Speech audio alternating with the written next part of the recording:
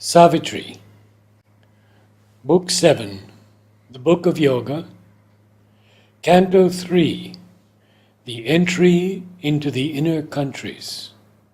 Yet all that knowledge was a borrowed son's. The forms that came were not heaven's native births. An inner voice could speak the unreal's word, its puissance dangerous and absolute, could mingle poison with the wine of God. On these high shining backs, falsehood could ride. Truth lay with delight in error's passionate arms, gliding downstream in a blithe, gilded barge. She edged her ray with a magnificent lie. Here in life's nether realms, all contraries meet. Truth stares and does her works with bandaged eyes, and ignorance is wisdom's patron here. Those galloping hooves, in their enthusiast speed, could bear to a dangerous intermediate zone, where death walks wearing a robe of deathless life. Or they enter the valley of the wandering gleam, whence captives or victims of the specious ray, souls trapped in that region never can escape. Agents, not masters, they serve life's desires, toiling forever in the snare of time. Their bodies, born out of some nihil's womb, ensnare the spirit in the moment's dreams, then perish, vomiting the immortal soul out of matter's belly into the sink of naught. Yet some uncaught, unslain, can warily pass, carrying truth's image in the sheltered heart. Pluck knowledge out of error's screening grip, break paths through the blind walls of little self, then travel on to reach a greater life. All this streamed past her and seemed to her vision's sight as if around a high and voiceless isle, a clamor of waters from far unknown hills swallowed its narrow banks in crowding waves and made a hungry world of white, wild foam. Hastening, a dragon with 1,000,000 feet, its foam and cry a drunken giant's din, tossing a mane of darkness into God's sky, it ebbed, receding into a distant roar. Then smiled again a large and tranquil air. Blue heaven, green earth, partners of beauty's reign, lived as of old, companions in happiness.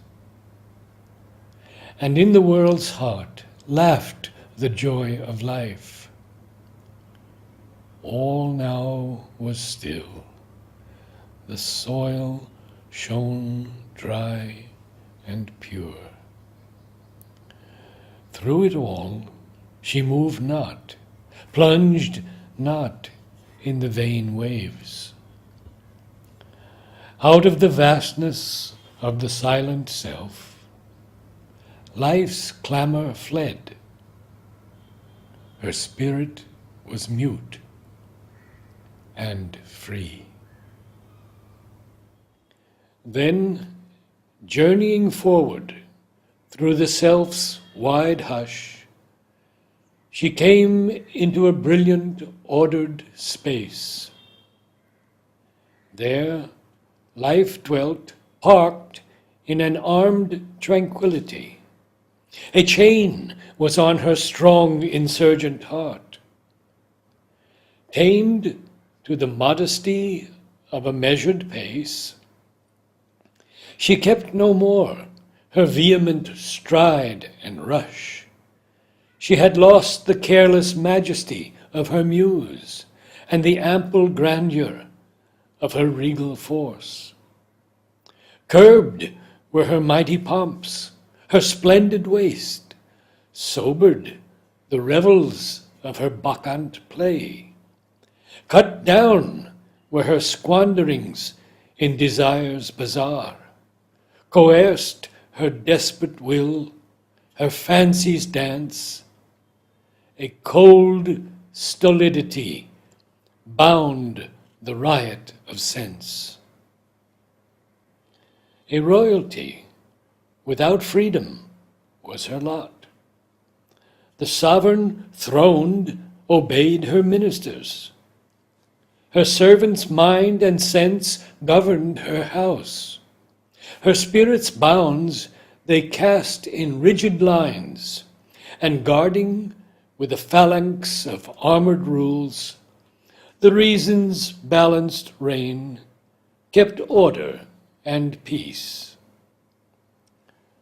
Her will lived closed in adamant walls of law.